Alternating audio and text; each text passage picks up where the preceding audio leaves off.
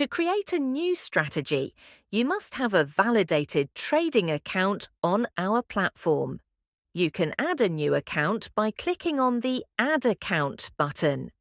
If you already have a validated account, you can click on the Tools button and then the Create Strategy option. You must define the name of your strategy and decide whether it will be public, meaning it will be available for all Hokocloud users to follow, or private, meaning only you will have access to it.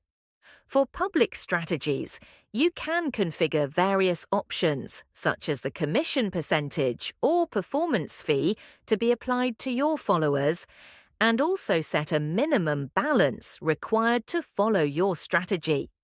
You will also see the public URL of your strategy here, which is an exclusive link that, when accessed, allows users to view all the details and results of your strategy so far.